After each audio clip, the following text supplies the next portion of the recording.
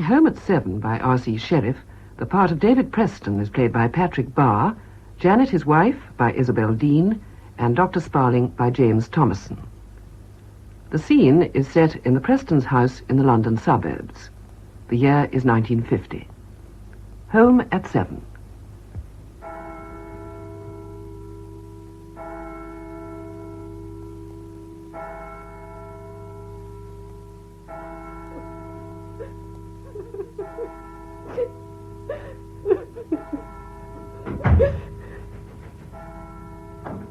Hello, Janet, my dear. Have you got a cup of tea? Oh, David, my darling, my darling. Janet, what on earth's the matter? What's happened? Janet, what is it? Aren't you well? For heaven's sake, please, what is it? Oh, David, it's been terrible. I thought I'd go mad. What happened to you? Where have you been? Where have I been? To the office, of course. Where do you think I've been? But last night, and all today. What on earth are you talking about? I've never seen you like this before, Janet. If you didn't feel well, why didn't you ring me at the bank? You only had to phone. I'd have come home at once. I've been in torment all day and all last night. I thought I was going mad. All last night? What do you mean, all last night? When you didn't come home. Janet, dear, look at the clock up there. It's just gone 7. I'm always home at 7, every night.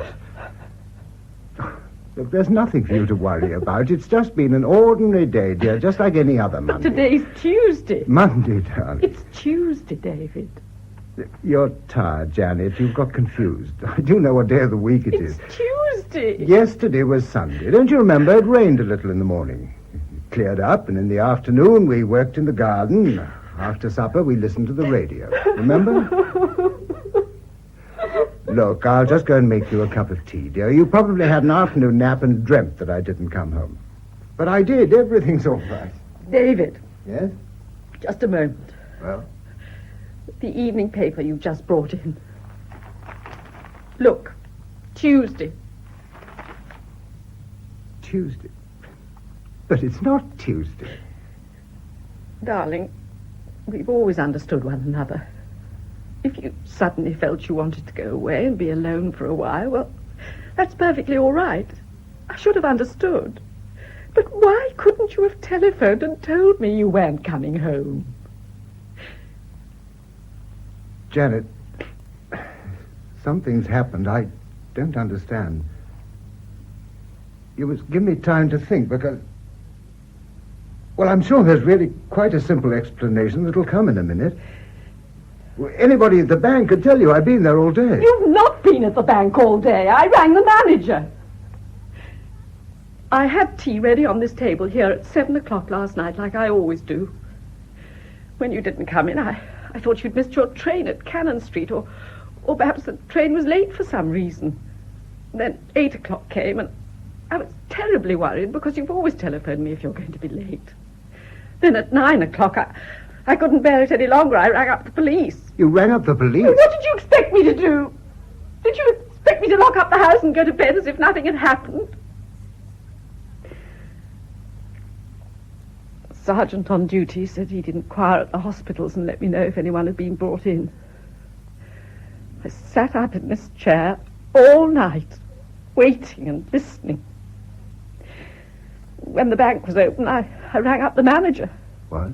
He said you hadn't come in the morning, but you left last night as usual at 5 o'clock. You said you always leave at 6. You told me you always leave at 6. That's right, I always do, at 6. I asked him again because it surprised me. He repeated it. He said you always leave at 5. He must have made a mistake, or you misunderstood him. He always leaves at 5. He was speaking of himself when he said that. About noon, he rang again and said you still hadn't come in. Since then, I just sat here for hours and hours, and I thought I was going mad. And then you walk in as if nothing had happened and say I must have dreamt it all. I can only tell you one thing, Janet. Unless I've taken leave of my senses, I've been at the bank all day and done the usual work I always do on Monday. Oh, really? Look at my clothes. Do I look as if I'd wandered about all night? Where could I have washed and shaved? Do I look any different from what I look when I come in every evening from the office? This Tuesday paper, I don't understand. There must be some explanation, some quite simple explanation. Answer it, William. Hello? Yes, it's Mrs. Preston speaking. Yes, he's just come in. No, he's quite all right. I don't know. Yes, I'll tell him. It's the manager.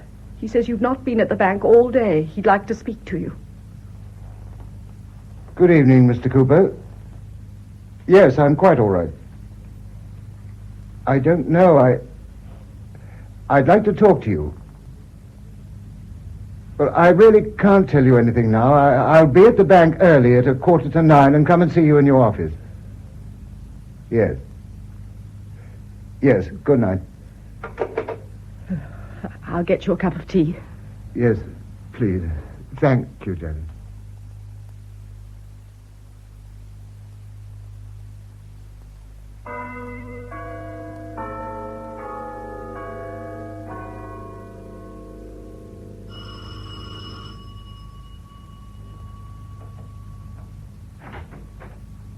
Good evening, Mrs. Preston. Oh, Dr. Sparling, I'm so glad you've come. Do come in. Thank you. My husband's upstairs lying down. He didn't want me to call you, but I think you ought to see him. Come in here, will you? Thank you. You, definitely think he's ill? I don't know. I know nothing more than what I told you on the telephone. He came in looking quite well and cheerful. He looked perfectly all right until I told him what had happened. And then? Then, well, he refused to believe it until I showed him the paper and the bank manager rang up. He believed it then? Naturally, he had to. Oh, well, he couldn't possibly have thought that he could walk in like that and make you believe that nothing had happened, unless he honestly believed that nothing had happened himself. I know, that's what I don't understand. I believe he was absolutely genuine when he seemed surprised, and yet I had a feeling he was concealing something. Oh? Well, it's a small thing, but he told me he left his office at 6:00 last night, that he always leaves at 6. But the manager told me on the telephone that he leaves at 5, regularly, every night. Well, that hardly explains him being away for 24 hours. No, but Did you ask him about it? About the time of his leaving? Yes. He said it was a mistake. He was so certain that I had to believe him. Yes, of course. You don't know us very well, Doctor, but we're absolutely happy together. Yeah, I'm sure of that. And that made it rather hard for me to say what I did to him. But I did try to make him realize that I would understand perfectly if he wanted to go off by himself for a while. And what did he say? He said quite definitely that there was nothing. Absolutely nothing. Then I think you should accept that. Yes, I do. Because I'm certain he always has told me the truth in all the years we've been together. Well, now, if you'll let him know that I'm here. Yes, I'll go and tell him. David, Dr. Sparling's here. Right, I'll come down. Well, I'll leave you together. Yes, all right. Good evening. Good evening, Doctor. Well, it's quite a while since we last met. Yes, that knee of mine 2 years ago now. Has it been all right? Perfectly. I rubbed that liniment in a couple of times and forgot all about it. Good. But we've met since then, you know. Do you remember the social club dance? Oh, at Christmas. Yes, we had quite a good crowd that evening. Yes. A lot of young people, I noticed. We encourage the young ones all we can. We make a rule to elect at least 3 under-20s to the committee every year. Good idea.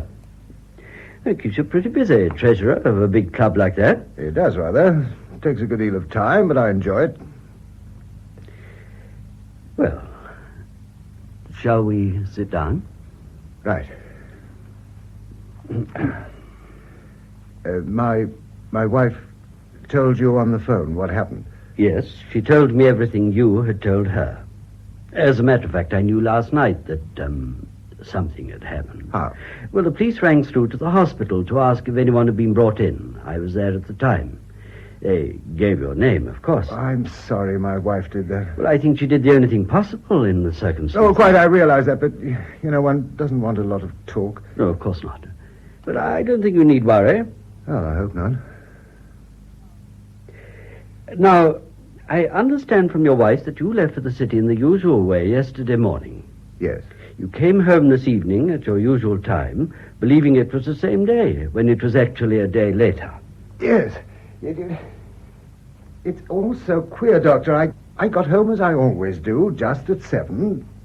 I was feeling perfectly all right. I found my wife in a terrible state. But when she told me what had happened, I thought she must have dreamt it. I couldn't believe it until I saw the date on the newspapers, and the bank manager rang up and said I hadn't been there all day. I still can't believe it. It's like a nightmare. Yes, but do sit down again. Oh, sorry. Look, I don't want you to take this in the wrong way. But you do realize that anything you tell me is in absolute confidence, even from your wife. Yes, of course. Well, it's impossible for me to help you unless I know everything. If there's anything you don't want Mrs. Preston to know... I can tell you nothing more than I told my wife, and I've told her everything I know. Well, we must try and explore and see what we can discover. Now, between the time you left home yesterday morning and the time you got back tonight, there's only one thing that could have happened. There must have been a lapse of memory that apparently lasted for a full 24 hours. But surely, when a man loses his memory, there must be a moment when he recovers it and wonders where he is and what's happened. No, not necessarily. No? You see, the return of the memory isn't always a sudden thing. It's quite possible that it gradually returned, that you gradually noticed familiar things around you and picked up the thread of your normal routine without even being aware of the lapse. But where could I have been for 24 hours? Where could I have washed and shaved? Well, look, there's still a crease in my trousers. My coat and hat were perfectly clean and brushed. Where could I have been? Well, that's what we've got to try and find out. Yes. Have you been quite well recently? Perfectly. Nothing seriously worrying you?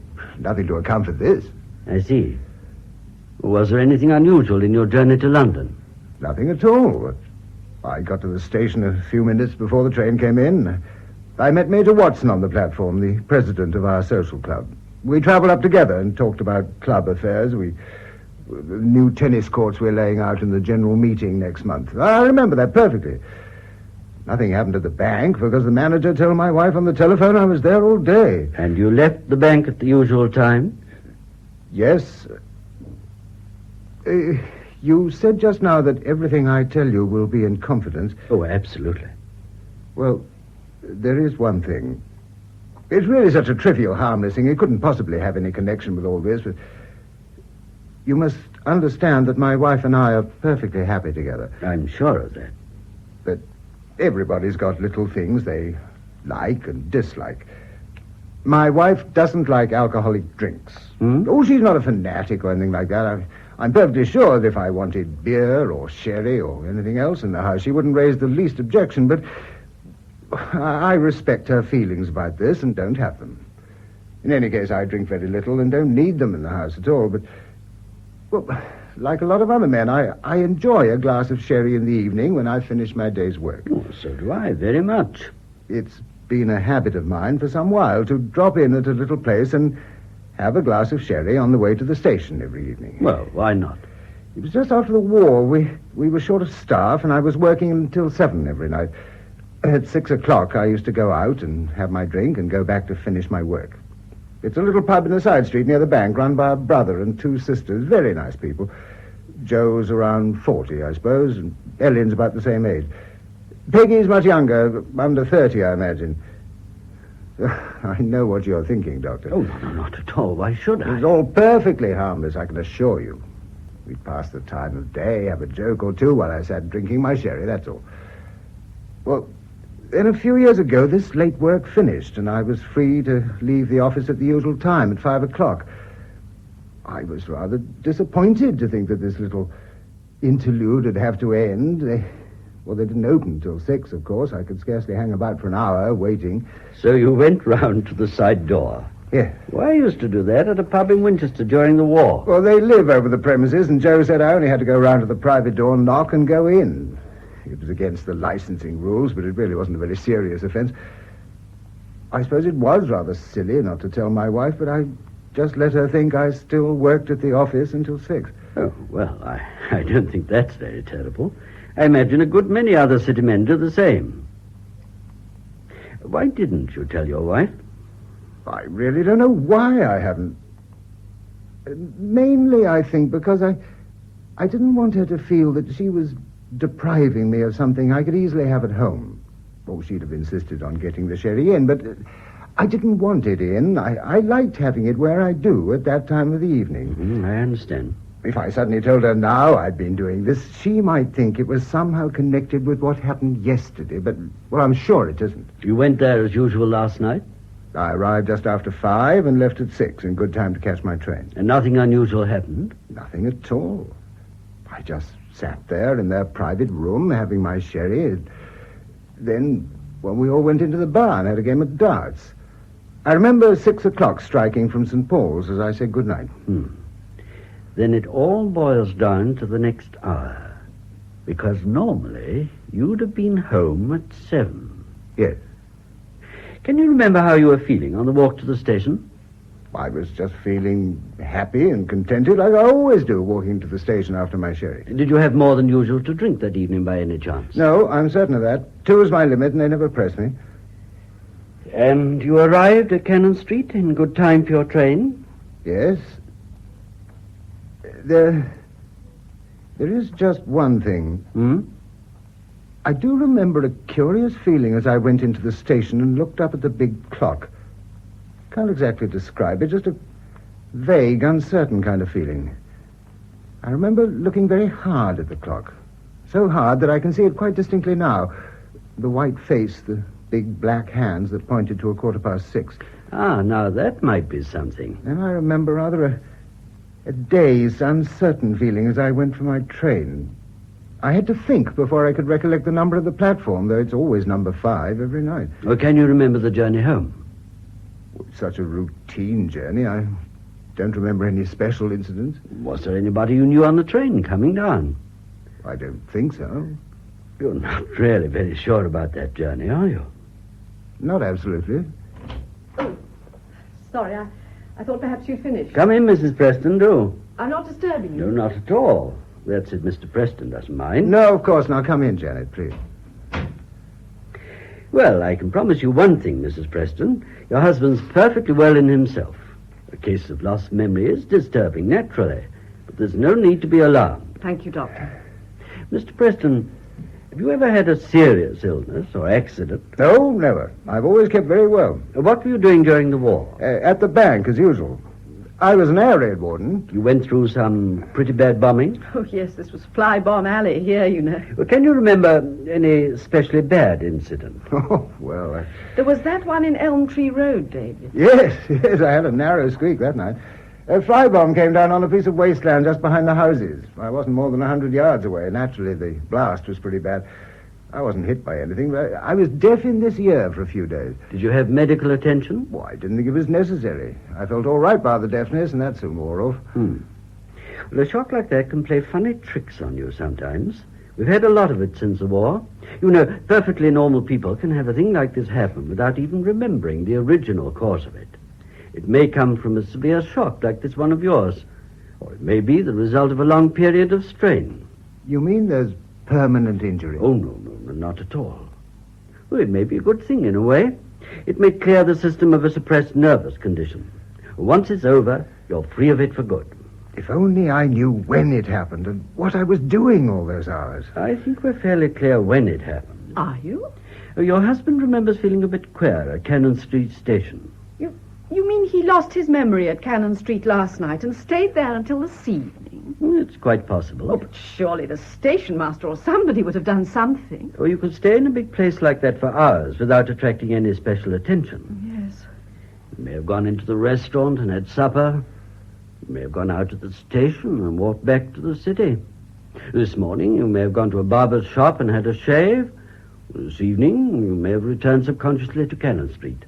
The sight of the station clock may have been the thing that brought your memory back. I can't believe that. I know every inch of London, every street. If I walked about all night and all today, why shouldn't one of 1,000 other familiar things help my memory to come back? Familiar things would tend to help, of course. That's why I think it happened the other way. That feeling on the station, your confusion about the platform your train left from, the uncertainty about the people in the carriage, all that sounds to me like the period of losing the memory. You mean it may have happened in the train coming home? That's something we don't know.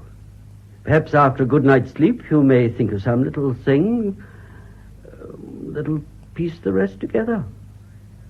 Well, I'll look in at about 10 in the morning. I must leave for the bank at 8. I promised the manager I'd be there early. Well, I wouldn't go to the bank tomorrow if I were you. Oh, but I... Have a quiet day. Don't worry. Do the garden. Go for a walk. As I say, I don't think you'll have any return of this. There's one thing that's worrying me a bit, Doctor, about the bank. Hmm? It's practically certain I shall be manager of the Eastbourne branch next year. Well? It's a good appointment, but it may affect things very much if the directors hear about this. Naturally, I don't expect you to make a false statement, but is there any way of preventing the bank from knowing what happened? But I understand that they do know. Didn't you say that you told the manager on the phone, Mrs. Preston? Well, I had to. What else could I say? Yes, but you only said I hadn't come home. You never mentioned lost memory. No, of course I didn't. I didn't know.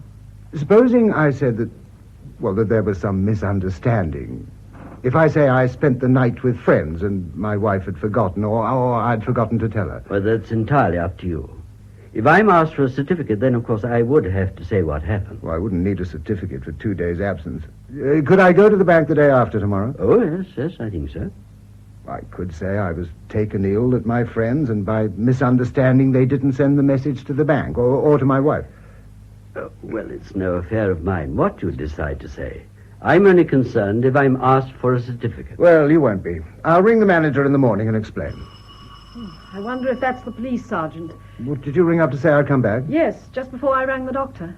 It's not a thing the police have to do anything about, is it, Doctor? Oh, no. Well, but I'd see him for a moment if I were you, now that you are home. Oh, then let him in, Janet. Yes, all right. Well, I'll send you some sleeping pills. Oh, I never take things like that. Well, go to bed early, then. Oh. Then have a good rest, and I'll come in at about 10 tomorrow morning. It's Major Watson, David. Oh, hello, Major. Come along in. Do you know Major Watson, Doctor? President of our social club. Yes. How are you, Major? Oh, I'm pretty good, thanks. I saw you at that Christmas dance of ours. You came as a guest, didn't you? Yes, I came as a guest. What do you think of the supper? Oh, excellent. You can tell a man by his friends and a club by his food. That's what I always say. You roped him as a member, Preston? No, not yet. I think we ought to. Of course he ought. You propose him and I'll second him. Yeah, right. It's the best club for miles round. Bridge, billiards, everything. Including a monthly brains trust. And we've just been running a sweepstake on Zazarovich to raise funds for a new hard tennis court. Collected over 500 quid. The club takes 20%, so we didn't do too badly. Very well indeed. I'd sell you a ticket if we hadn't closed on Sunday with a draw tomorrow. Well, if I'm a member next year, I'll have a chance of winning it. Good night. Good night. Good night. No, I'll see you out, Doctor. I'd like to have a word with you. All right. Just wanted to ask. Yeah, nice chap. Yes. I was only thinking the other day, we ought to rope in a few doctors. Got a couple of chemists, you know, but no doctors. But what's he here for? Aren't you well? Nothing much. Just a bit of tummy trouble, that's all. Oh, I wonder why he went on the train this morning. Been at home all day? No. Matter of fact, I spent last night with friends. Something I had for supper disagreed with me, so I stayed the night with them. I've only just got home. You say you spent last night with friends? Yes. You mean you slept the night there? I just told you. Some old friends on the other side of London. I go there now and then. Oh. Well, I just came to see that you have got the sweepstake money.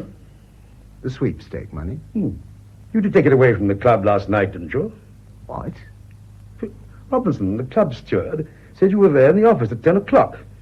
You must be pretty late for dinner with those friends of yours on the other side of London who didn't leave the club till after 10. You did go to the club last night and take the money, didn't you? I tell you, I spent the night with friends. You never went to the club at all? No. Oh. What did the club steward tell you? Whatever he told me was a damn lie, and the man's a dirty, low-down thief. What did he tell you? He came round to my house last night to leave the keys, because he's going off on his holidays today. He said he turned out all the lights and spent half an hour in his pantry clearing up. But just as he was going, he saw a light in the office. He thought he left it on by mistake, so went in to turn it out and found you there at the safe. He found me at the safe? Yes. He said it was open, and he saw the sweepstake money, all those bundles of notes, on a chair. He said you told him you weren't happy about leaving all that money in the safe, and you were going to take care of it until the prizes were paid out. Do you mean that's all a lie? I've told you I wasn't there. A damn thief. He had it all so smooth and pat, I never doubted him. He was artful enough to say that he quite agreed with you taking it, because he thought himself it was too much to leave in that small safe. And then, just when he was going, he slipped in a bit that I understand now. What was that? He said you acted strange and lost your temper and told him to get out and mind his own business. Well, knowing that you never liked the fellow, I didn't doubt that either. But you see why he said it. Why? To make me wonder about you when we found the money was gone and give him more time to get clear. And now the dirty scoundrel has had a clear day's start. Are you certain the money's gone? Of course I'm certain. I went round this evening. £515 of club money, members' money, with the draw tomorrow night. Oh, Lord. Well, we must get the piece on him at once. If they pick him up quickly, there's a chance he won't have had time to spend it. Can I use your phone? Major Watson, don't do anything tonight. Don't do anything? What do you mean? The scandal it would mean for the club. Scandal? Good heavens, man, it's the dirty, barefaced robbery. He tries to throw it on you, and you say don't do anything. There may be some mistake, some misunderstanding. How can there be a mistake? The money's gone. Well, it may not have been stolen. Well, if it wasn't, where is it? We counted the money ourselves on Sunday night and locked it up. If Robinson didn't take it, who did? I don't know. I only know that I'm club treasurer, and I feel myself responsible. If there is a mistake, then it would be a terrible thing to put the police onto Robinson and accuse him if he's innocent. Well, what's your idea? Sit back and talk and let the dirty skunk get away with it? You know we aren't insured against losing money. I tell you, I feel responsible. Well, it beats me. You never liked the man, you never trusted him. And now when he does the dirty on us, you want to cover him up. Look, I'm tired tonight, Major. I've had a bad day. I'm not well. Do you suppose I'm well after this? What are you going to tell us subcommittees tomorrow when we meet to draw the horses? Pretend the money's still in the safe, or say we don't know who stole it when we do? Will you wait until the morning, Major? Let's decide then. Give him another clear night for his getaway. It's very serious to accuse a man until we're certain. Look, what are we going to know in the morning that we don't know now? Please. Well, I don't know what's happened to you, Preston. I thought you were a businessman, and I thought you put the club above everything. I'll ring you first thing in the morning. I'll probably ring you before you ring me. I'm president of the club, remember. I've got my responsibilities.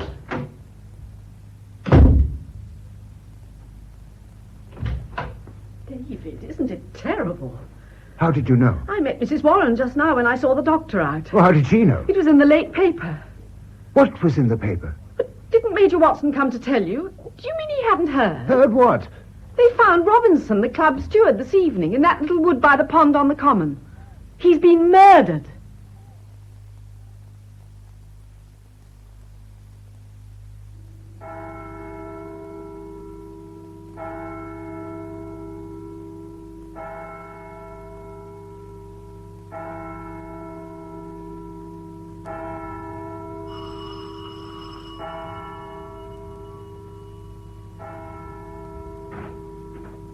Good morning, Mr. Preston. Good morning.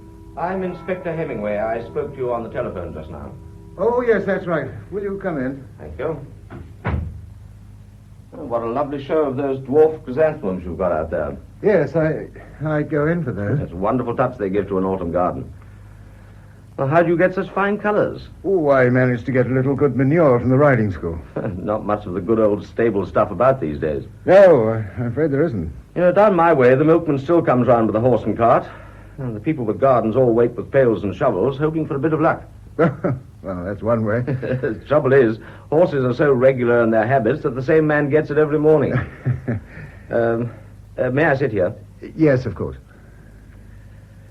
Well, it's a bit of a shock for you, this Robinson business. Yes. I never met the chap myself. Stranger around here, wasn't he? Yes, he came from the north, I think. Yes, I got a bit about him from Major Watson this morning. Lonely sort of chap, by all accounts. The landlady says he's got a brother somewhere, but we haven't traced him yet. You're the treasurer of the club, aren't you? Yes, that's right. I suppose you knew him pretty well. Well, only as club steward. He'd bring me the accounts and I'd check them over and pay the money into the bank. Were they always in order? No trouble? No, none at all. He wasn't a good housekeeper. There were small mistakes and additions, but nothing deliberate. Did he do everything in the club? Well, there's a woman who does the cooking, and a little fellow who works in the kitchen at weekends. He works at the hospital the rest of the week, so Robinson was practically on his own. Mm-hmm. What's the name of the cook? Mrs. Pritchett. Miss Pritchett. And the name of the other chap? I don't remember. Oh, I suppose I could contact him at the hospital. Of course. Major Watson told me a queer story. I think he saw you last night. Yes, he came in. From his account, this fellow Robinson had some idea of involving you, Mr. Preston. Yes, so Major Watson told me. Of course, we've no proof yet that he took the money at all. He hadn't got it on him when he was found. He hadn't? No. I don't imagine he really thought he could involve a man like you, but it was the time he wanted. Still, if he did think he could involve you, he was certainly out of luck, because Major Watson says you were staying with friends on the other side of London that night. Yes. Well, of course, we have to check up on everything in a case like this. It's only a routine matter, so if you'll just give me the name and address of the people you stayed with on Monday night, we can clear that up right away. I spent the night with an old friend. His name is Wainwright. Yes, Wainwright. Will you give me his address? 182 Manor Farm Road, Wembley. 182 Manor Farm Road, Wembley. I was over at Wembley for a day at the Olympic Games in the summer of '48. Did you see them? No. It was the day of the marathon race. I'll never forget that finish. Terrific. It's pathetic in a way. Hmm? That poor Belgian fellow losing in the last few yards after all those miles, remember? Yes. Yes, if you're a sportsman, that sort of thing nearly makes you cry. Yes, it does. Well, I won't keep you, Mr. Preston. They'll need you at the inquest because this story Robinson told Major Watson will come in as evidence, but you'll know in good time. It's bad luck on your club. Yes, it is. Were you insured against that kind of robbery? No, they won't insure money. Well, let's hope we get it back for you. Yes. I don't suppose you could spare a few of those chrysanthemums. Of course. My wife loves a bit of colour in the flat. We don't have a garden, worse luck. Well, I'll ask my wife to pick some. Thanks, that's very nice of you. I'll drop by and pick them up on my way home, if I might, around 5 o'clock. I'll see they're ready for you. Fine. Well, we'll keep you informed. Thanks. I'll see you out. No, that's all right. Don't you trouble. Goodbye. Goodbye.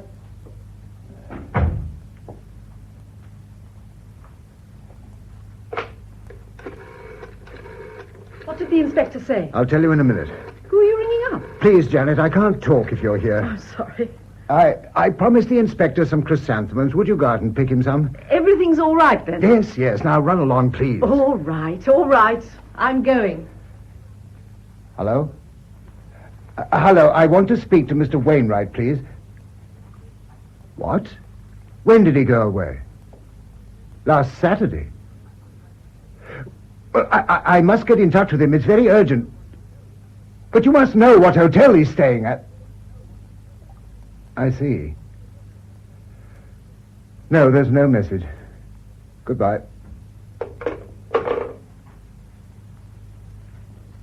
Did he say what colours he likes? Colours? What colours? Well, you said the inspector wanted some chrysanthemums. Oh, it doesn't matter now. Oh, but David, dear, you told me a minute Oh, ago. a few of each. That'll be all right. Oh, I'll go. I expect it's Dr. Sparling. Good morning, Mrs. Preston. Good morning, Doctor. Will you go in? I'm just going to pick some flowers. My husband's in the sitting room. Oh, right. Well, good morning. Good morning. How are you feeling? All right, thanks. Did you have a good night? No, I couldn't sleep. I didn't think you would. That's why I wanted to give you something. You heard what's happened? No. It was in the paper. Oh, you mean that club steward? Yes. Yes, I have heard. Well, now, have you been able to piece things together at all? No. No small thoughts or memory that might help us? No, there's nothing. Well, shall we try running through things again, quietly and slowly, to see whether perhaps... Oh, well, for heaven's sake, no. I did all that in the night for hours. I began to think I was going mad. It was too horrible. You mustn't think like that. You don't suppose I can close my mind to it and not think at all? No, but you... Why don't you say what's in your mind and have done with it? I know exactly what you're thinking. Every imaginative person suffering a lapse of memory fills the blank periods with all kinds of things that might have happened. But, my dear chap, if you connect this matter of the club steward with yourself, well, it's just absurd. Why is it absurd? Because a person suffering from lost memory still retains his own character. If a criminal lunatic lost his memory, he probably continued to behave like a criminal lunatic. But a normal, honest man would continue to behave normally and honestly. Suppose a normal, honest man hated somebody.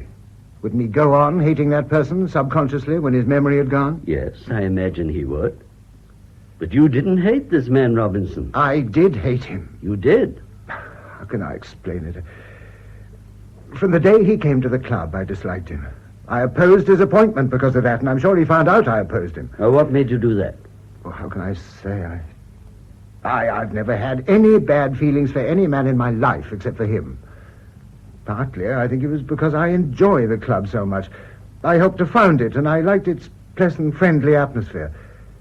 Directly I set eyes on this fellow, I knew he was wrong for a club like ours. I disliked his type, his big, fat body and his pale, flabby face. Most of all, I disliked his eyes, the way he looked at me. I don't suppose I had any proper grounds for opposing his appointment. He brought a good character from the army. He'd been in some kind of catering job. Oh, the committee overruled me. Naturally, I was hurt at being overruled in a club that I'd helped to found. Did he prove himself to be the wrong man? Oh, he did his work well enough. He didn't drink or anything like that. But the more I saw of him, the more I loathed him. I used to look forward to going to the club, but after he came, I began to hate it. I felt his eyes on me every time he came into the room. I felt something evil and horrible about him. I knew he'd glory in hurting me if he could, and was waiting for the chance. Imagination can play cruel tricks. That's why I told you to stay at home today and You rest. don't think I'm suddenly imagining all this? For months now, I wake up in the night fuming at what this man has done to destroy my pleasure in the club, wondering what I can do to get rid of him. But you've got to be sensible. You never in your wildest moment thought of murdering him. Naturally, I didn't. Then you're not very likely to have murdered him on Monday night. Do you know what happened on Monday night? A few hours before he died. He told Major Watson he saw me in the club taking the sweepstake money. Hmm? Well, you can prove you didn't do that either. How can I? By common sense and reason. Yeah, but how? If a man were desperately in need of money, he might be drawn subconsciously to a place where money could be found. But that is possible. if he definitely had theft in mind before he lost his memory. But if you're going to tell me that you've been calmly planning robbery and murder for the past few weeks, then I don't believe you. And what's more, I can't help you, because you're making no attempt to help yourself. Now sit down and keep calm. Sorry. When you left me last night, I hoped I'd wake up with everything clear. But when I heard about this murder, I didn't dare to sleep. Reason told me that if my memory remained completely blank, then I could honestly defend myself against everything they accused me of. I could answer with a clear conscience, and I had no knowledge or recollection. But if it did come back, if I knew what happened, well, then I'd have to tell the truth or wait for it to be dragged out of me in court. I was dead tired when I went to bed, but I fought all I could to keep myself awake. I had a feeling that if I could get through just one night... But you did go to sleep and dreamt every horrible thing on earth. No, I didn't sleep. I never lost the sound of the rain trickling outside and the trains and traffic in the distance. It began to come in little bits at first, like you said it would. Queer little disconnected things. A chestnut tree, some strips of thin metal tinkling like bells, and a man's feet rustling through dead leaves. One side of my brain fought against it, the other side went probing on. Then, suddenly, it came together. I was on the common. I saw every detail. The moon was shining and the wind was rattling those little metal strips that hang around allotments to scare the birds. I saw the pond and the line of chestnut trees with the dry leaves coming down, and the 2 old dugouts under the mound. I was walking along the path beside the pond in a desperate kind of fear, and this man Robinson was following, creeping along in the dark like a fat grey slug. I went between the trees and down the steps to one of those dugouts. There was a heap of old sacking in one corner. I put the money under it and covered it over with sand, and all the time I could hear him up there roaming about in the dead leaves. Then I went up the steps and looked out. I could just see him going into the wood, and I followed him. When did you know that he'd been murdered? Well, last night when somebody told my wife. Did this person tell your wife how it was committed? I didn't ask her. How was it committed when he came back to you last night? I followed him into the wood and... Well, then I tore my mind away from it. It was too horrible. You see, perfect auto-suggestion. Doesn't that make you see reason? You dreamed what you were told by your wife. If only I could believe that. And you added to the dream what Major Watson told you about the stolen money. And you woke up when your information about the details came to an end. You said my memory might return, so how can you be really certain? I can only weigh the two things together and go for the one that's more probable. If I were asked point blank whether I remember anything of those lost hours, I mean, if anybody in authority were to ask me on my oath, would it be honest to say that I still remember nothing? Well, in your place, I certainly would. Whether it was honest, I don't know, but that's what I'd do if I were questioned. I have been questioned. When? Just now. An inspector came to see me. He wanted to know where I was that night.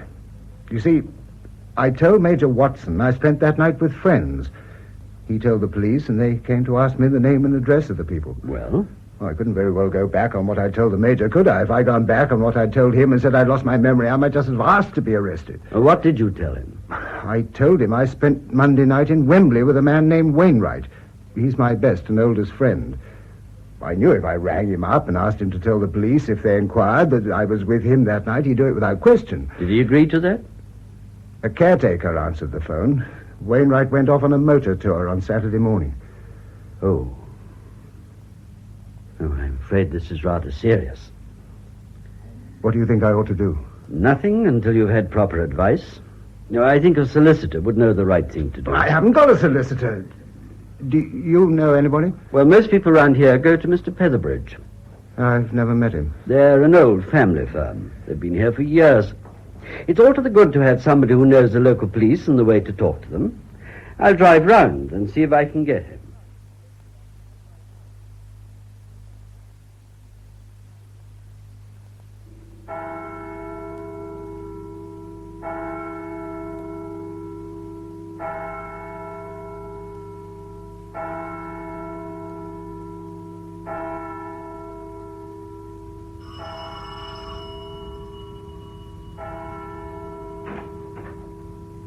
Oh, Mrs. Preston, this is Mr. Petherbridge. How do you do? How do you do? It was good of you to come so quickly. Well, not at all. Luckily, I was in my office. Will you please come in?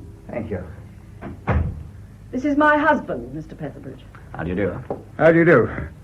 Won't you sit down? Ah, thank you. Well, Dr. Sparling gave me a brief outline of the facts on the way here, Mr. Preston. I see. It's 1,000 pities that you felt it necessary to mislead the police with an untrue statement. It makes it very difficult. Yes, I know. I shall be obliged to ask you some questions that may seem unpleasant, but a legal advisor must be in possession of the entire truth before he can decide upon the best means of defense. If Dr. Sparling told you everything I told him, then you have the entire truth. My husband lost his memory, Mr. Petherbridge. Yes, quite. But you said something about defense, as though he'd done something wrong. You surely don't have to defend yourself simply because you lose your memory. No, but you have to realize that your husband made a grave misstatement to an official inquiry into his movements on Monday night. I'm afraid that in itself would constitute an offense in the eyes of the police. He made that statement at a time of stress and anxiety. I think the police should be told that. I understand this statement involved another person, a close friend of yours who was in fact in no way connected with your movements on Monday night. That's perfectly true. Well, that friend might have felt compelled to support your request and declare that you were in his house that evening. He wouldn't have felt compelled. He'd have done it gladly and willingly, as I would for him. You were asking him to commit perjury.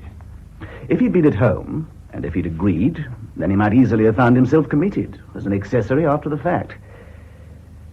Are you for me or against me in this, Mr. Featherbridge? I warned you I'd have to ask some unpleasant questions, Mr. Preston. I should also have warned you that I'd have to remind you of some unpleasant facts. Then, will you make one point quite clear to me? If I can. If a man committed a crime in a period of lost memory, would it be judged like a crime committed by a man in a normal condition? Well, that's extremely difficult to answer. We should have to search for precedents and examine them. I've no knowledge of any acquittal upon the plea that the accused had lost his memory at the time when he committed it, although I've no doubt that the plea has often been made. You don't believe I did lose my memory? No, I didn't say that. If you tell me upon your honor that you did in fact lose your memory, then I accept it without question. Thank you. Our task will be to convince the police. But I'm afraid you've given them a tremendous advantage in making a false statement of your whereabouts on Monday night. In a court of law, a good counsel might go a long way with that. I think there's another thing in Mr. Preston's mind. I told you he had some impressions. Well, personally, I think it was a dream. You mean concerning this money? Yes. A man can imagine all kinds of things, but there is a chance of his memory coming back in fragments, even completely. So it may be difficult to decide what part is imaginary and what part is true. Yes, exactly. But it's easy enough to settle about this dream last night simply by going to those dugouts and seeing whether the money's there. I think that would be most unwise. Why? Well, the police would have men on duty in the neighborhood of a murder. We should be inviting suspicion. In any case, even if the money's not there... It would at least settle Mr. Preston's mind. Yes, I know, but that's not the important issue.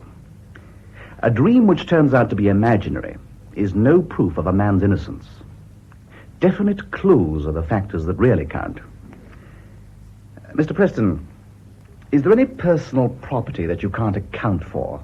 Any small things that you had with you before you lost your memory, which are missing now? Yes, your gloves and a handkerchief, David. Oh. Did the handkerchief have your name on it? My initials, DHP. Can you describe the gloves? Ordinary brown leather, almost new. Or he may have left them in the train. Yes, we must hope that he did. Well, Mr. Preston, at the moment there's only one thing to advise. Absolute frankness. I suggest that we communicate with the police at once and tell them that you wish to correct your previous statement. Well, what will they do then? It depends on so many things. Whether they have clues or witnesses to support them, the extent to which they accept your husband's statement that he did actually lose his memory. But he did. We know that. We have to prove it, Mrs. Preston. Normally one does that by establishing an alibi. Unhappily, your husband sought to prove a false one, and we've no means of telling what view the police will take of it. We shall endeavor to explain, of course, but they may feel their case strong enough to stand upon circumstantial evidence alone. They may proceed on those grounds. So we must engage the best possible counsel to defend you. What'll that cost? In a difficult case like this, there's a psychological value in engaging an outstanding one. I don't quite see what you mean. I mean that an important counsel commands a larger fee than a lesser man. If you can show yourself in a position to meet that fee, then automatically you show the jury that you are unlikely to have stolen out of urgent need. What would an important counsel cost? Well, I don't think it would be a long case. Counsel's fees may be, 250 guineas. Expert medical evidence, perhaps 50 guineas. If the case went against us and an appeal were made, well, then perhaps another 100 guineas. I'll go. Yes, I would say that 500 guineas would provide for everything. I'm sorry to disturb you again, Mrs. Preston. I'd like another word with your husband, if I may. Will you come in? Thank you. Good morning, Inspector. Oh, good morning, Mr. Featherbridge. Mr. Preston has asked me to act for him. You know Dr. Sparling? Yes, of course. Good morning, Doctor. Morning, Inspector. I expect you know why I called again, Mr. Preston. Yes. Wembley Station called at Mr. Wainwright's house. Yes, I know. Mr. Wainwright left for his holidays on Saturday. Yes. If you knew Mr. Wainwright had gone away, I'm wondering why you told me you stayed with him. I didn't know. You mean you didn't know when you told me this morning? That's correct. If you'll excuse me, Inspector, wouldn't it be It's quite all right, Mr. Featherbridge. This is just an informal talk, that's all. I don't intend to make any notes. Oh, very well. Mr. Preston, the caretaker at Mr. Wainwright's house told our people that somebody rang up for Mr. Wainwright about 10 o'clock. Was that you, by any chance? Yes, I intended to ask Mr. Wainwright... That's all right. It occurred to me you may have given that information by mistake. That you stayed with Mr. Wainwright some other time and got it mixed up with a visit to some other friend on Monday night. When I called this morning, I explained I only needed the information to rule out the story Robinson told Major Watson. Yes, but I'm not asking for a minute-by-minute account of everything you did that evening, because a man can't often do a thing like that when he's suddenly asked. You see what I mean? I only just want a rough idea. I can't tell you anything of what I did on Monday night or anything about Tuesday until I came home in the evening because I had a lapse of memory. A lapse of memory, I see. Do you know when you lost your memory and when it came back? I'd been able to account for everything up to 6:15 on Monday evening at Cannon Street Station. I remember feeling strange on the station. I had some difficulty in remembering the platform my train left from. You mean you think you were losing it then? He was either losing it or it was coming back. I see. About that safe in the clubhouse, do you happen to know how many keys there are to it? There are 3. Major Watson has 1, I've got 1, and there's another kept at the bank down here. I imagine you keep yours in a safe place. I keep it here with my other keys. My office keys, a latch key to the house. This is the key to the safe. So Robinson, the steward, didn't have one then? Oh, no, there was no need for him to go to the safe. He had a cash box of his own. Have you got a key to the club itself? Oh, yes, with the others. Here. Do you drop in sometimes after the steward closes up for the night? Occasionally. I've got a desk there for club papers. Sometimes I've walked round after dinner. You've no recollection at all of going there on Monday night? No. Well, now, I wonder if you'd just walk round to the station with me. You know, it's one of our routines to take down a statement. It's just a formality. I've taken one from Major Watson this morning, and I shall be taking quite a few more. I'll do whatever you need. It won't take long. Shall I be coming back? Why, yes, of course. Would it be all right if I came too? You want to make a statement, Mrs. Preston? No, but I think my husband would like me to come, wouldn't you, David? I mean, I'd like to wait for you. Well, I think I'd stay here, Janet. There's really no need. But I would rather come with you. I imagine you were wearing what you might call a city suit on Monday. Yes. Do you mind if we take that along? And the shoes you were wearing? What do you want Oh, there? it's just another bit of routine. If you need them, I'll get them. I'll come up and help pack them. You've no objection to my being with my client when he makes his statement? No, not at all. We'd prefer you to. Well, we won't keep your husband's things for long, Mrs. Preston. Good clothes aren't easy to get these days. I look after all his things myself. You haven't cleaned or pressed the suit since he went to the city on Monday? No, I haven't had time. We've been so worried. Oh, that's all right. Oh, we'll be with you in a few minutes, Mr. Petherbridge. Right. Shall we go upstairs and collect your things? Yes, of course. Shall I lead the way? Thank you.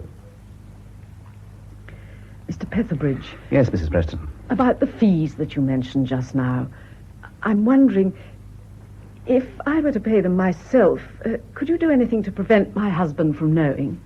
Well, how could we do that? Could you say that the barrister had offered to defend him without fees? Would he believe that, do you think? I don't know. Look, if I tell you something, will you promise not to say a word about it to my husband? Well, certainly. I'll go if you like, Mrs. Preston. No, I want you to know too, Doctor. I think it'll help you to understand why my husband seems so worried and difficult.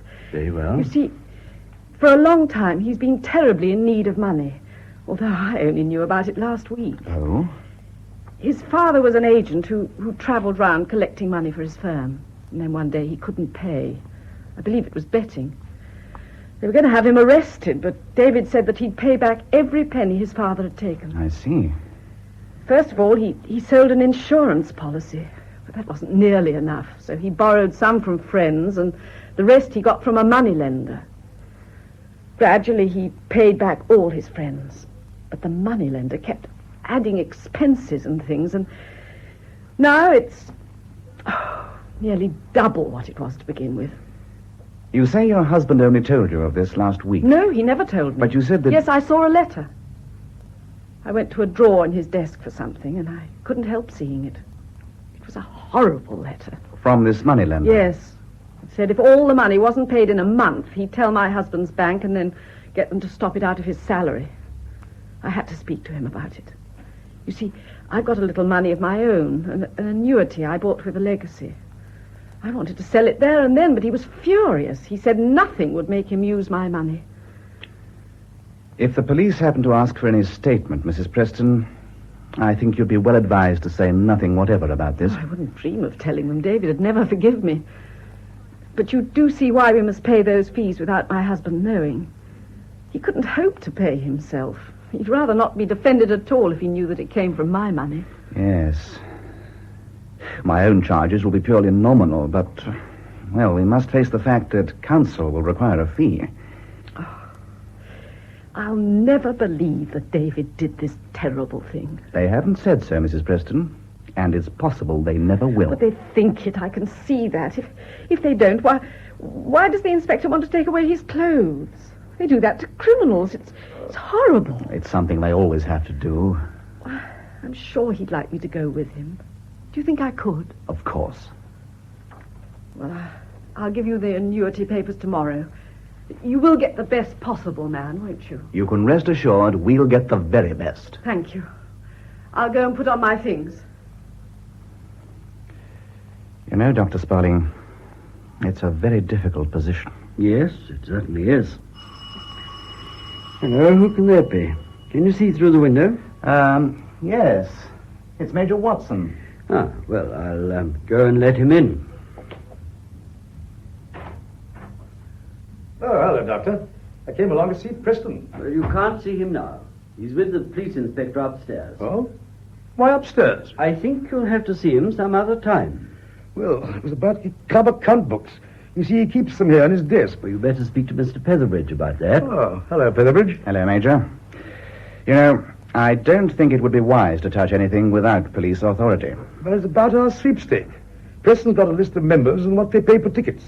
We've got a subcommittee meeting tonight. Lord knows what's going to happen. If you explain at the police station, I'm sure they'll do what they can. Why can't I see him? He's not well. I thought he looked funny last night. It's queer, isn't it? What exactly do you mean? Why, the whole thing. He told me last night he stayed with friends on Monday, somewhere on the other side of London. I heard just now the police were looking for him. Who told you that? Oh, chap on the bus. Police rang up the hospital, wanted to know if Preston was there. Now, look here, Major, you mustn't take any notice of anything Preston may have said last night, because he was ill. He seemed all right. What's wrong with him? He suffered a lapse of memory on Monday night. Good Lord. That's a bit thin, isn't it? What do you mean by that? Well, I mean it's a bit thin, that's all. What's he told the police? He's told them the truth. Poor old Preston. Guy'd never have thought it. Have they got the money back? I'm not aware that Preston had anything whatever to do with the money or the murder. But you said he told the truth. That he lost his memory on Monday night. Does that mean they haven't got the money back yet? I don't know. The police have got that in hand. Oh, well, it can't be far away. Aren't you helping the police? Mr. Preston has asked me to act for him. Oh. If he didn't have anything to do with it, what's he want you for? For that very reason, Major Watson. It sometimes happens that an innocent man needs more protection than a guilty one. Oh, good morning, Major Watson. Good morning. Mr. Petherbridge, the inspector said, would you mind coming up for a minute? Yes, of course. My husband's given him permission to look round his room, and he'd like you to be there. Yes, I'll come. Oh, and, Major, if you go to the police station and explain why you want to see the books, I've no doubt they'll help you. Oh, thanks. Do you think they'll swallow this loss of memory idea, Doctor? Well, why not, if it's true? Do you believe it? Certainly I do. Why? Because I talked to Preston last night and again this morning, and I'm certain he's not the kind of man who would plan a careful robbery, then carry out a cold-blooded murder. I've been a doctor for nearly 20 years, Watson. I had a good deal of experience in judging people, and I'll stake my reputation on Preston.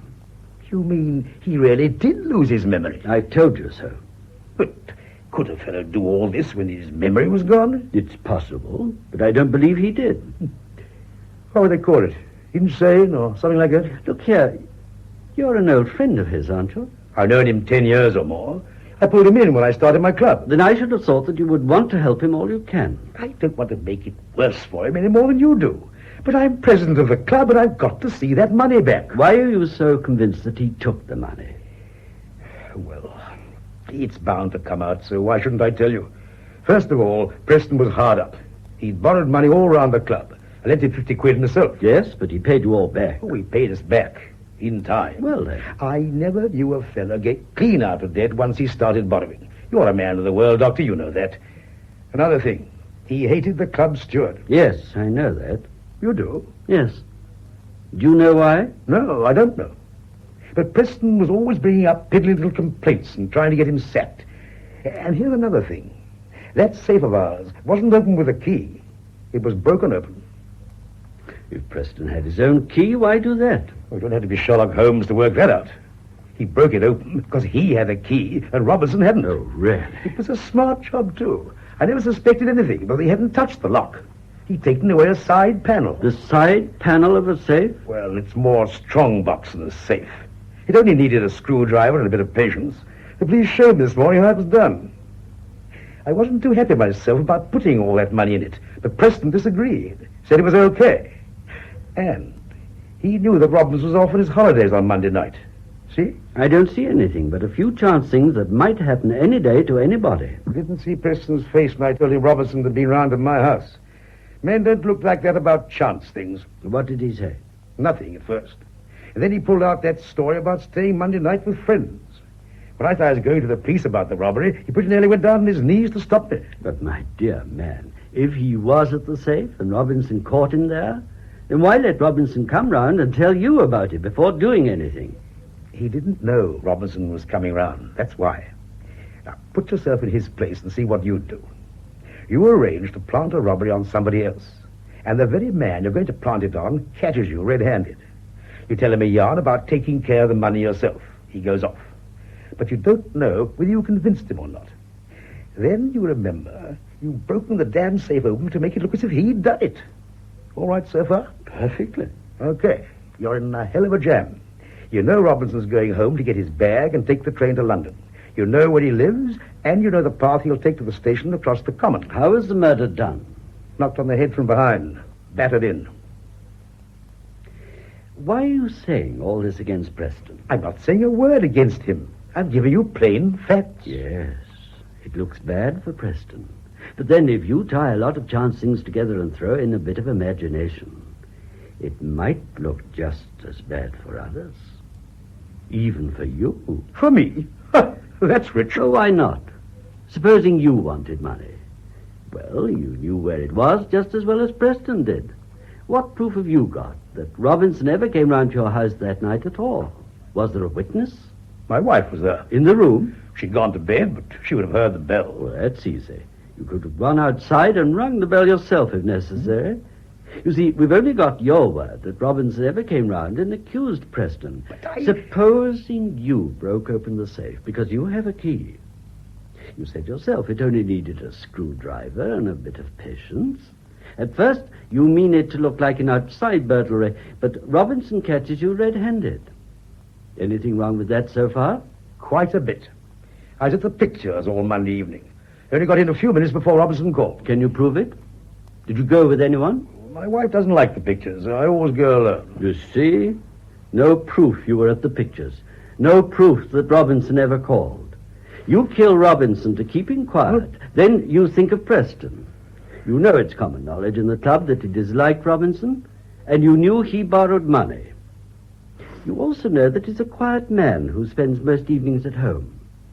His wife might say that he was in that evening, but the police don't trust the word of a devoted wife. Look here, you go round to Preston's house to feel the way, and by the grace of the devil, you discover this lapse of memory that makes even Preston doubt himself. It's wonderful. You're clear. Leave Preston alone, and his own imagination will do the rest. You've got quite a bit of imagination yourself. But you make one big mistake. In your over-anxiety to settle this thing squarely on Preston, you talk against him so much that you naturally make the police suspicious. They inquire into your own movements and discover that you can't prove a thing about that night. Tell you I was at the pictures. When you tell the police that old yarn, they laugh. Every man trying to prove a false alibi says he was at the pictures. No, Preston's in a far stronger position than you. Why? Because his lapse of memory is too improbable to be a lie. But would any man in his senses commit a murder and then disappear for 24 hours without a single attempt to lay false clues, then walk back into his own sitting room and try and convince his wife that it was the previous day? Oh, no, Major, that's absurd. And if he was in his right senses, the shock of killing a fellow might make him lose his wits.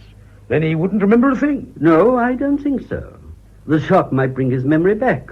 It wouldn't make him lose it. But if he... My dear Major, I know perfectly well you didn't have anything to do with it.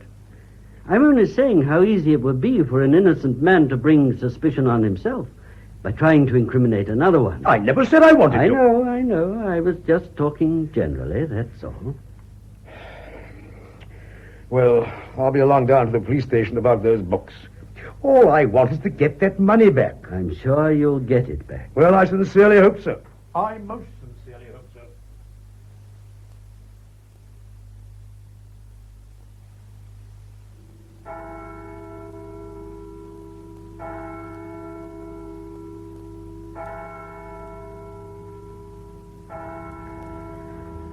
Tea, David? Good. I thought you'd like some toast. Yes, that's fine. I've been sorting out a few things this afternoon, Janet. Oh? There's only the gas bill and the laundry and a small account from Rogers for the tulips. I've written checks for those. You know the bank pays my salary straight into the account, and that'll come in next Wednesday. As it's a joint account, you can write checks yourself without any trouble or worry. I'm certain it won't be necessary. I know, but I've always done these little things myself, and I wouldn't like you to be confused and troubled if you were alone. Oh, I'm sure there isn't any need, David. If they were going to do anything, they would have done it yesterday when they had you at the police station. The inspector was so nice when you came out of that room. Yes, he's a nice man. I'm lucky. He told me to see that you rested when you got home and not to worry. He wouldn't have been so cruel as to say a thing like that if he meant anything. Yes, he let me come home, but he put a policeman to watch the house. Oh, you imagine things. There's always a policeman up there by the high street. Well, there was one there all night. I can see from the bedroom window. You're just tormenting yourself. If you were by yourself, Janet, I wouldn't like you to live alone. I was thinking perhaps your sister would come, or perhaps you'd rather go to her. Your sister'd have her pension, and you'd have your annuity. Are you listening, dear? Yes. I had a talk with the solicitor this morning about that moneylender, and there's nothing whatever for you to worry about, because he'd have no power to make any claim on you. So if he does write you, then give the letter straight to Mr. Petherbridge. And don't do anything silly like raising money on that little annuity of yours and sending it to him. You promise me that, Janet. Yes. I've written this letter to the bank. I want you to post this if they take me away. I've explained everything, and I'm sure they'll do something for you after all the years I've been there. You mustn't talk like this, David. I can't bear it. I know, dear, but I couldn't bear it if I had to go away without feeling we'd arranged everything we possibly could. But even if they did take you away, they couldn't treat you like a criminal. It wouldn't be human to blame you for something that happened when you weren't yourself. We're not certain they'll believe I lost my memory at all. But it's true. It is true, isn't it? I swear that, dear. Whatever happened that night, I knew nothing about it. I did nothing deliberately. I really don't mind now what happens, so long as you promise to carry on and be happy. Oh, how could I be happy? By believing in me, dear. It's going to help me so much if you do that. Still think it won't happen. It's just your imagination all the time. Oh, you haven't slept or even rested properly since you came home. Why don't you lie down and try to get some sleep? Yes, I think that's a good idea. At 7 o'clock we'll have supper. Then why not go to the pictures? It's our night, isn't it? Yes, I forgot that. Thursday. They didn't say you got to stay in. We'll say good evening to that policeman at the corner, and He'll say good evening back and not take a bit of notice. And you wonder why you've been so silly. I don't know why you're so good to me. Oh, darling. You will try and rest, won't you? Yes, I'll go up now, straight away. And I'll get the supper ready.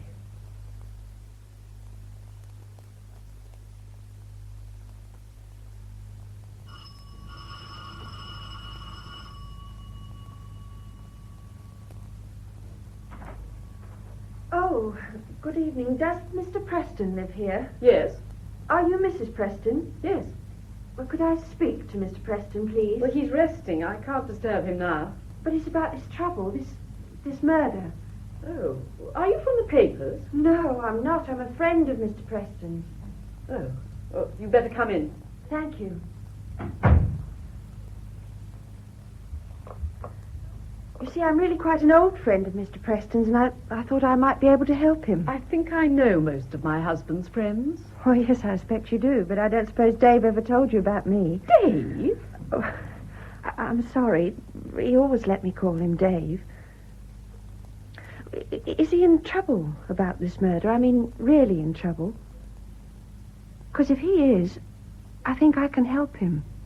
You haven't told me your name. Oh, Peggy Dobson. I work with my brother and sister at the Feathers in River Lane. In the city, you know. The Feathers? It's a public house. Our own place. Oh. Well, won't you sit down? Yes, thanks. What is it that you want to say? Well, I came down as quickly as I could. I only heard about this trouble at lunchtime. My husband's name hasn't been in the papers. How did you know he was in trouble? Well, a young man who has lunch at our place comes from down here, and he told us how they took Mr. Preston round to the police station yesterday. Oh. Well, of course, we'd read about this murder in the papers, but even if they had mentioned him, we might never have known it was our Mr. Preston. And we only realised it when this young man said, you know that fellow Preston who comes here in the evening, they're after him for that Bromley murder. Oh, I saw at once. I've got to come. Well, what have you come about? Well, everything. Last Monday night. What? Well, you see, Mr. Preston's been coming to our place ever since the war. He just drops in of an evening on his way home. I see. Now, look, if you think there's anything in this, you're wrong, because there isn't. I'm not the sort that runs after other people's husbands. I didn't suggest it, Miss Dobson. No, but you're looking it. It's no good talking if you aren't going to listen. But why don't you bring Dave down? Let me tell him. I told you my husband's very tired and trying to rest. If you've anything to say, you can tell me. All he ever had was a glass of sherry. Sometimes we'd sit round chatting in our private room. Your private room? Well, because he came before we opened, that's why. Oh. Sometimes we'd go into the saloon bar and have a game of darts. But he always left on the stroke of 6 to catch his train at Cannon Street. You say he's done this for a long time? Oh, yeah, getting on for 5 years now. I'm sure it does him good, because he looks so tired and worried sometimes when he comes in, and he looked especially tired on Monday night. So I gave him a sandwich with his sherry. Then we went into the saloon bar for a game of darts, and we were laughing and joking. Then the strangest thing happened. What? Well, you see, there's a little van that brings our sandwiches. It comes about 5:30. Well, it had finished unloading, and just as it was starting off, there was a terrific backfire, you know, like a gun going off. Well, we all jumped because it startled us, and Mr. Preston did too. He turned his head quickly, and when he turned it back, he looked different. How do you mean he looked different? Well, you know when you turn your head quickly and rick your neck? Yes. Well, it was just as if Mr. Preston ricked his brain. He looked round as if he didn't know where he was, and he dropped the dart he had in his hand and he sat down. Well, of course, I mean, it scared us because we thought he was suddenly taken ill or something, but well, he kept saying he was quite all right in a queer sort of way, and then he got up and he said, you better go down to the shelter. What shelter? Well, I don't know. We've never had a shelter. Oh, we just used the cellar in the war. But it made us see what had happened. We knew he was an air raid warden in the war, and he suddenly thought it was still on. We talked to him, we said it was all right, but he just kind of mumbled and kept shaking his head. Why didn't you telephone and tell me? Well, how could we? He never told us where he lived, and there are crowds of Prestons in the telephone book. Oh, yes, of course. Well, then opening time came.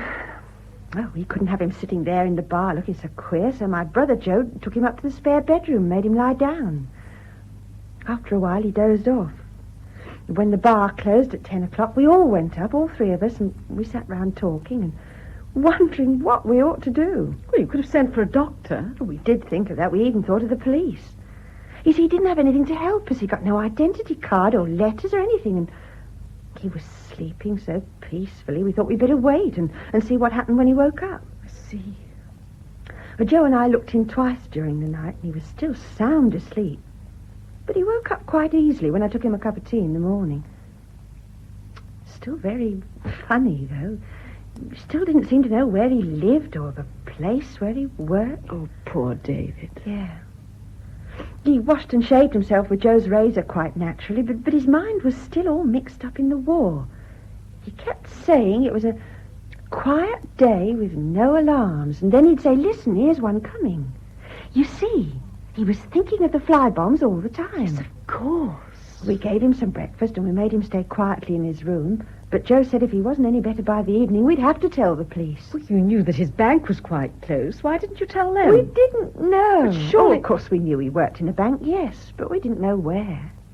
Yes, the doctor said something like that might be possible. What did he do the whole day? Oh, he just sat about up there in the bedroom. Soon after 5, Joe said the only thing to do was to get him quietly round to the police station and tell them what had happened. So I gave him a sherry, just to set him at ease, and we sat in the saloon bar. We all had a sherry.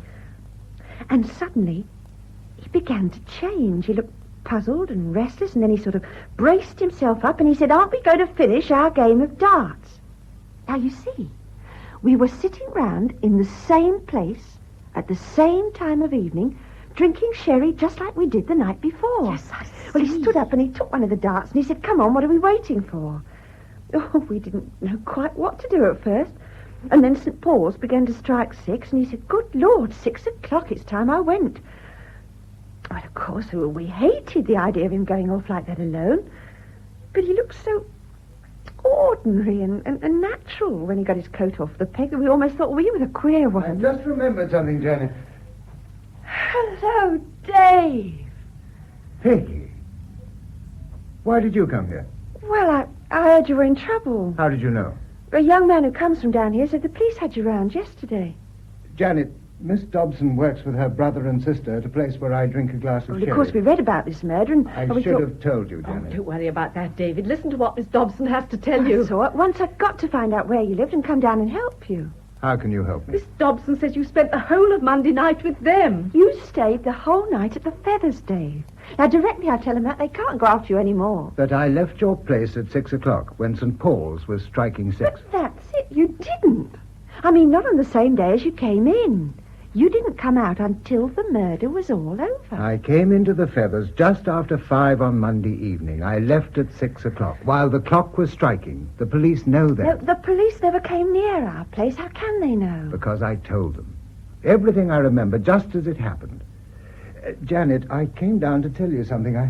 I'm sure it must have happened in the train coming home. No, Dave. Up in my room just now, I suddenly remembered quite clearly the people in the compartment when the train left Cannon Street. Look, Dave, I know what I'm talking about, and you've got the whole thing mixed But up. later on, they were different. There was a soldier with a haversack and a boy with a parcel.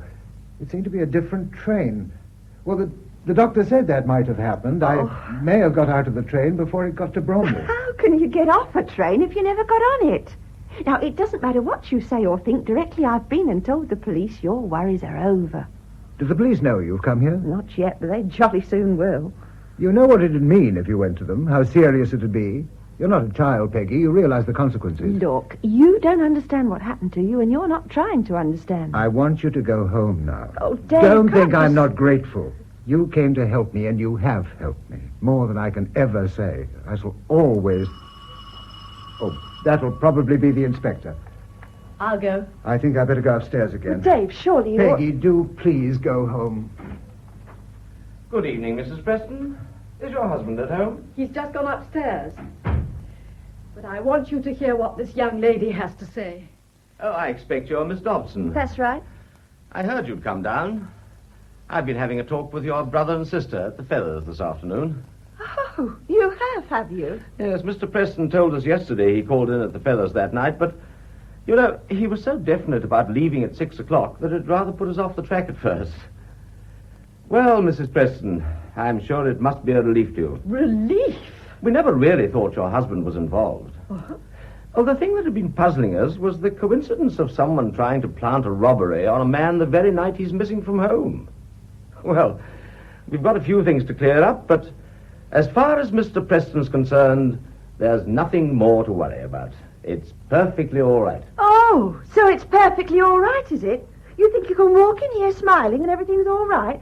Anybody think you were talking about a lost dog that's come home? Don't you realise you've made him ill? Now, Miss Dobson. When you knew he didn't do it, why couldn't you phone up from the Feathers and tell him? Oh, no, not you. You come in your own good time.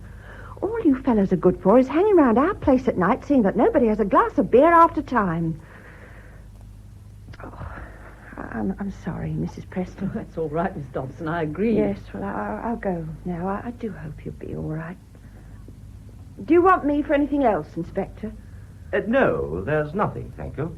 Well, you know where to find me when you do. I'll see you out. Thank you so much for coming. Well, that's quite all right, really. Good night. Good night. Inspector, for 2 days and 2 nights my husband has believed himself to be a criminal lunatic. Don't you realise what that's done to him? I do, Mrs. Preston. I only wish it could have been avoided. It's nearly driven him mad. He wouldn't even listen to what Miss Dobson had to say. You've got to convince him. Please, please, will you go up and tell him? Of course, I'll do whatever I can. That's why I came. Oh, wait a moment, he's coming down. Well, Inspector? Well, Mr. Preston, I was just coming up to tell you there's nothing more for you to worry about. What? It was you who put us on the right track when you mentioned the little fellow who worked in the club kitchen and did odd jobs at the hospital. But what's You that... remember after your wife phoned the police, they phoned the hospital to ask if you were there? Yes. But... It looks to me as if your club steward Robinson and this little chap had planned to get this money. Or maybe Monday night, maybe the next, I don't know. But when they hear the club treasurer is missing, well, it's a gift. They break open the safe and share the money, and Robinson goes round to Major Watson and tries to plant it on you. And after that, it looks like the old story of thieves falling out. Robinson gets a knock over the head, and the other chap takes the lot. Oh, they picked him up this evening over in Croydon. The money as well, all but a few pounds. Thank goodness for that. I'm afraid it's given you a lot of trouble and anxiety, Mr. Preston. Anxiety? But, you know, it's one of these things that might happen to anybody. Oh, here's a handkerchief and a pair of gloves you left in the spare bedroom at the Feathers. Thank you. I think your solicitor was a bit worried about those. Well, I'll say good night. I'll see you out. No, don't bother. Good night, Mrs. Preston. Good night, Inspector.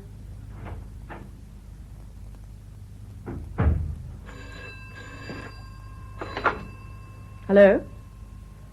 Yes, it's Mrs. Preston speaking. No, I don't think he can come just now.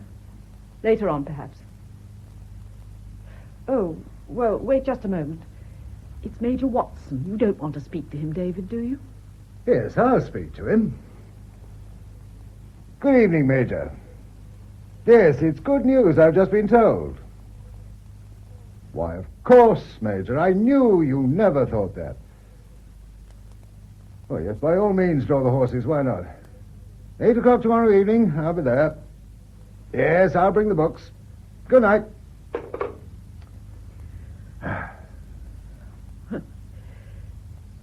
You didn't drink your tea, dear. It's cold.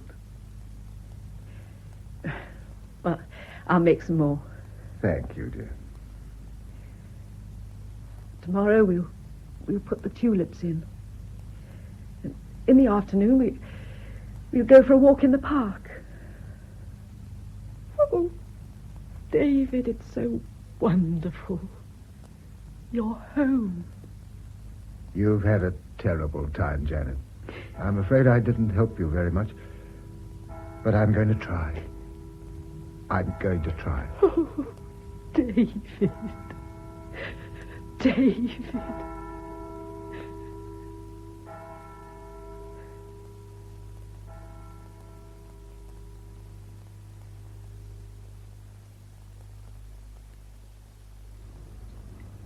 In Home at 7 by R.C. Sherriff, the part of David Preston was played by Patrick Barr, Janet Preston by Isabel Dean, Dr. Sparling by James Thomason, Major Watson, Geoffrey Wincott, Mr. Petherbridge, Michael McLean, Inspector Hemingway, Simon Lack, and Peggy Dobson, Barbara Mitchell. The play was produced by Martin C. Webster.